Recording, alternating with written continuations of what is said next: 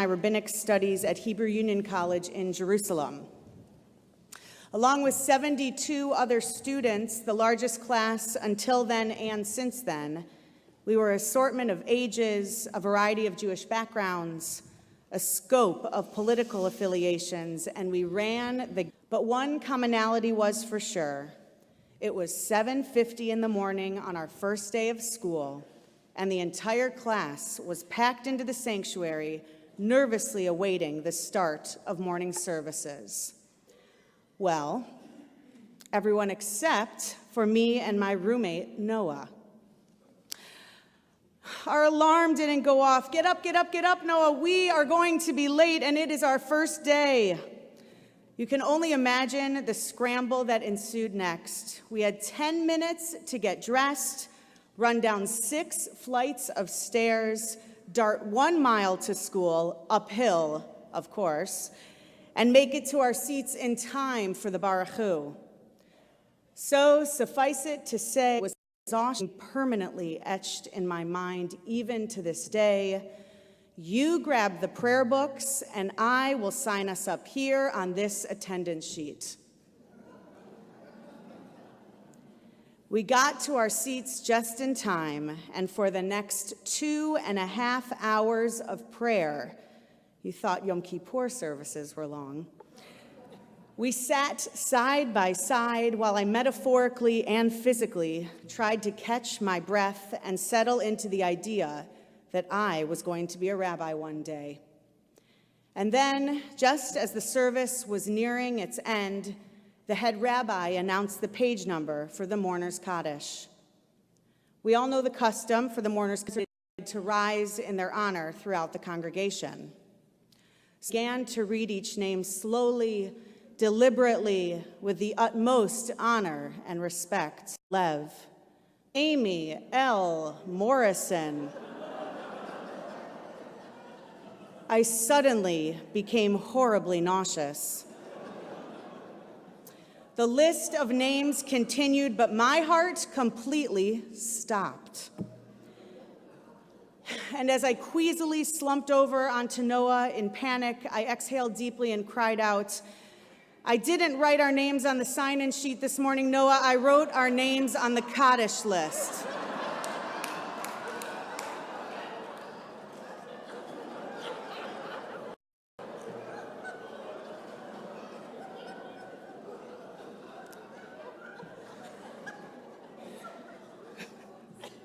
Not knowing exactly what to do, or frankly not to do next, we reverently rose and respectfully joined our classmates in saying the words of the Kaddish for our dead. And that was that. On the first day of rabbinical school, I killed my roommate and myself, and then blessed our memory with the utterance of our sacred liturgy.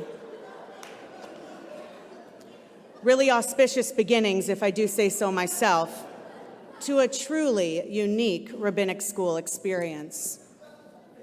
So why share this story besides Jerusalem with me? I'm not a superstitious person, but either way, I was totally freaked out that I may have accidentally caused something bad to be cast upon Noah and myself by associating our souls with this prayer reserved for the dead.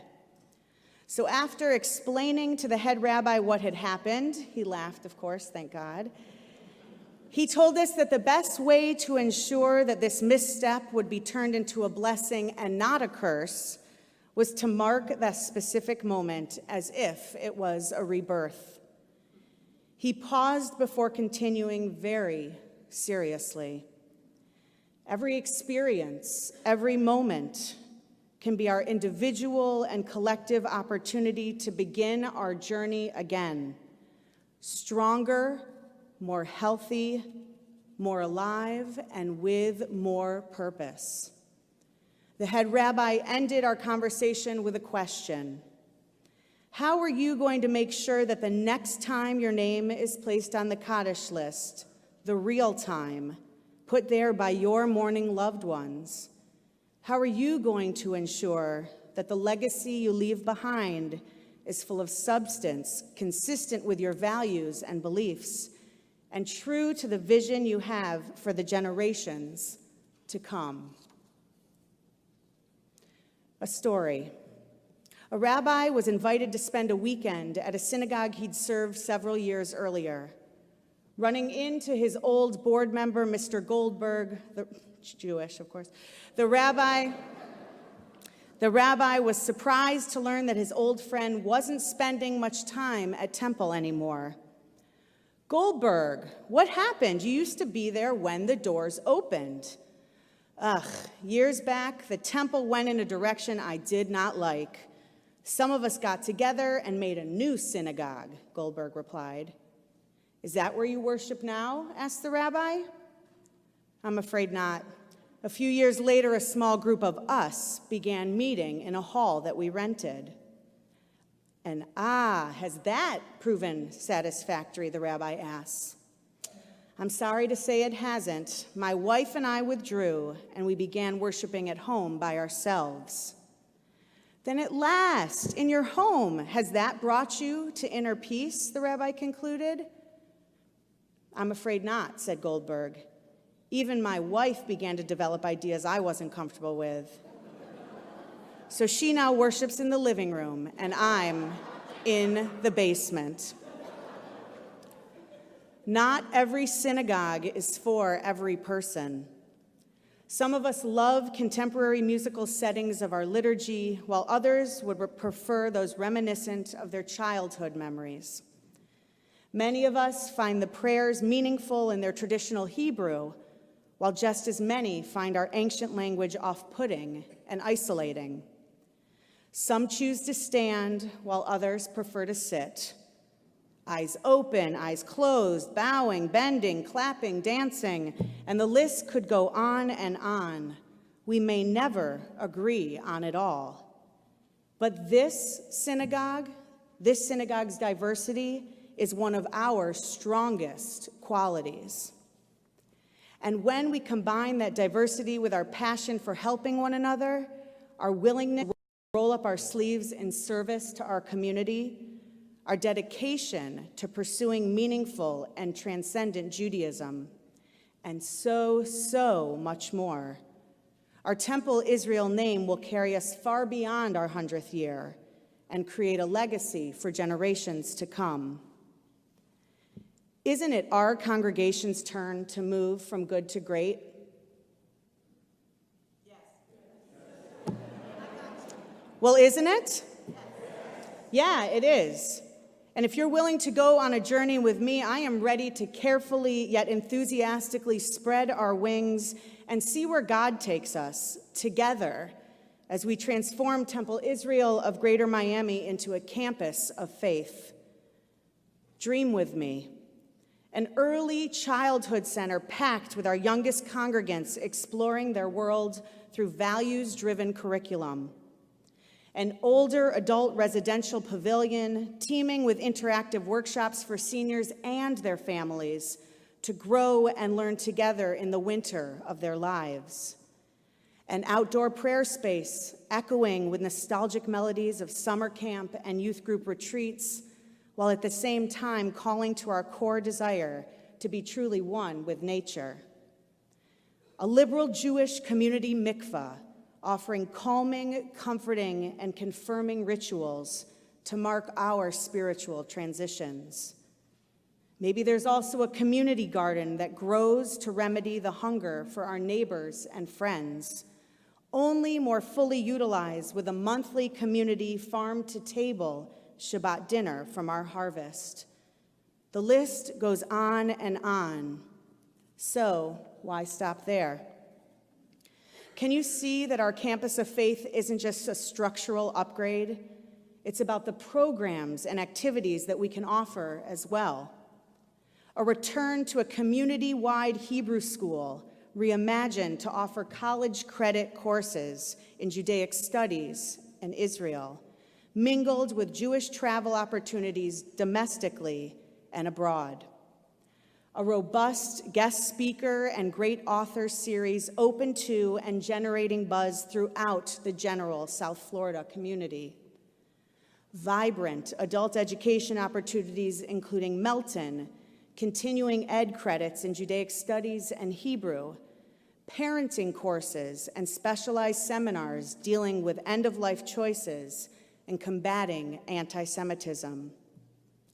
A multitude of peer-led caring community groups such as Alcoholics Anonymous, PFLAG, Weight Watchers, and bereavement support for congregants of all ages. And real opportunities for difficult and meaningful interfaith dialogue, interfaith activities that so many of us in this faith-based community crave. You feel me? It's exciting? Right. Yes, applause twice. I'm a rabbi. So, there is one more component to this dream of mine: to truly create Temple Israel of Greater Miami's campus of faith, and that's financial stability. How incredible would it be if we could raise and secure the funding to create a healthy endowment for which we could ensure the future of this incredible spiritual home for generations to come? What if we here tonight could find a way to truly make dreams become a reality? And when we combine a reality, on the high holidays, we speak of God's metaphoric book of life. Jews spend the entirety of Yom Kippur prayers pleading to God's compassion for the opportunity to have our names inscribed for another year. So I now pose you the same question asked to me by my head rabbi during rabbinical school, immediately following my Kaddish list blunder. When your time on this earth is over and your life is being remembered as a blessing, how are you going to ensure that the legacy you leave behind is full of substance, consistent with your values and beliefs, and true to the vision you have for generations to come? I hope you will answer that question by joining me, Temple Israel's staff and leadership, the Abbas family, along with all of you, in helping to create our synagogue into a stronger, more healthy, more alive and purposeful campus of faith. As we continue traversing this holy path of 5,780 together, may all of our dreams come true.